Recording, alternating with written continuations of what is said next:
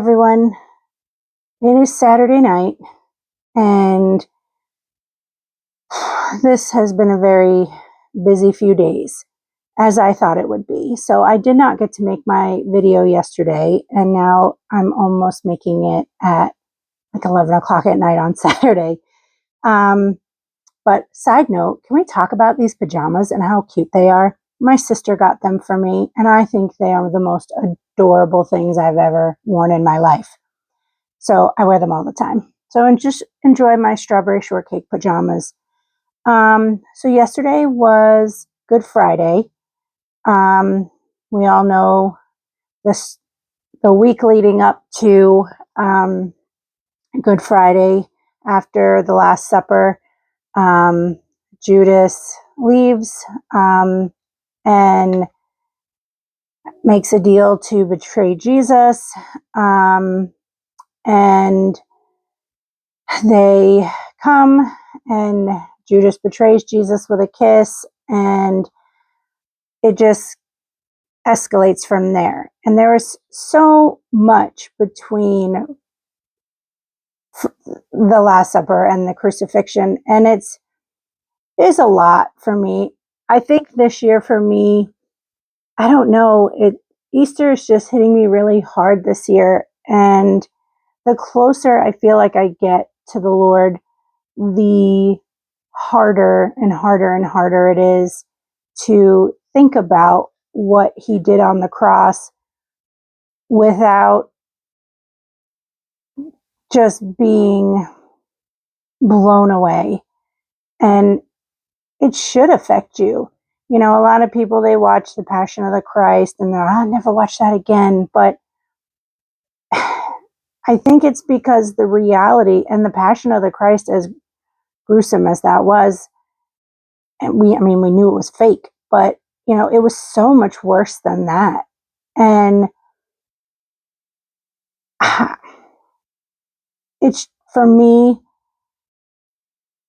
it's something I want to remember. Like, I want to remember what Christ went through for me, and the pain and the torture and the betrayal and everything that went into it. And it just, if it doesn't move you, so, yesterday I was like in tears in church, just because, like, you know, I was on his mind. You were on his mind. He went up there for Judas. He went up there for people that despised and rejected him, and for the ones that loved him. And like, I don't know. I don't know how that doesn't do something to you. I just, I don't know. But, you know, we did Good Friday. It's now Saturday. I can't imagine the disciples. I think that the Chosen did such a good job. I know it's not like, I know it's not 100% like biblically accurate of all things. Like, you know, they take a lot of liberties because we don't know the everyday stories and conversations. Like, we only have what's recorded, but it's just, they were so confused and they didn't understand what was happening. And it must have been horrific for them to lose their teacher and the man that they loved for 3 straight years, and the things they saw, and they didn't understand what was happening. And it was just so heartbreaking to think about. And there's so much to pick in the crucifixion. There's so many amazing things that happened. You know, the the temple, just everything. It's just take some time and read through, and this everything, even from the Old Testament, you know, in Psalms, that predicted all of this, to the soldiers trying to sell his garments, and like all these things. And it was just so beautiful that, you know, I don't know, there just aren't words for it. So I know that Sunday is coming, and I know that Christ lives, and I know he's resurrected, and I know that I serve a living God who went to unbelievable lengths to show his love for me and for all of his chosen people. And it's just so beautiful. And I wanted to,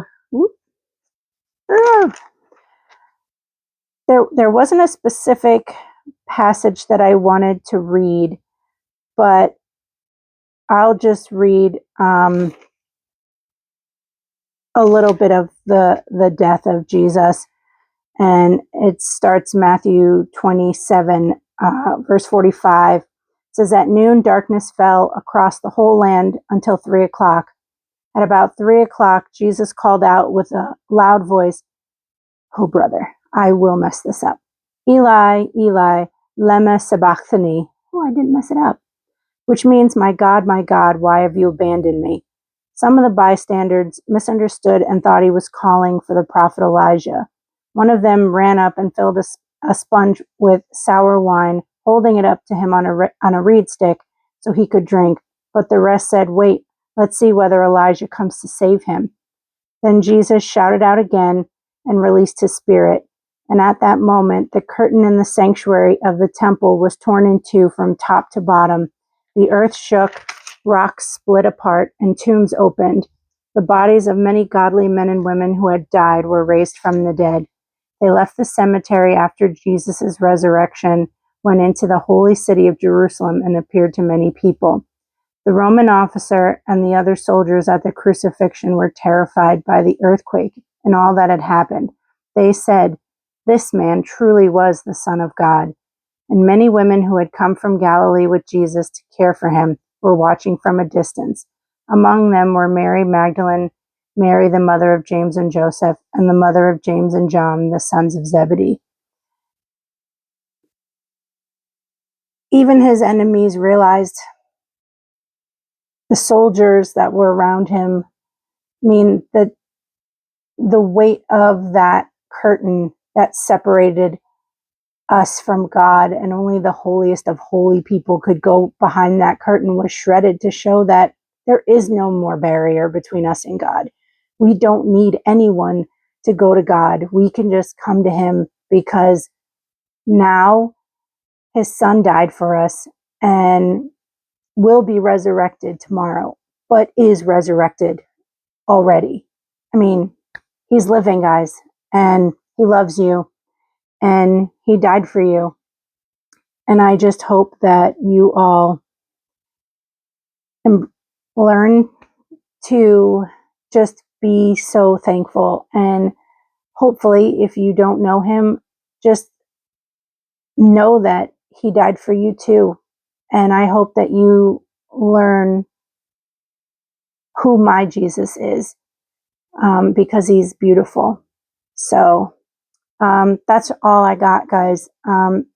I will try to make a video tomorrow, but it is Easter, so I will do my best. We do have company coming, so I will try.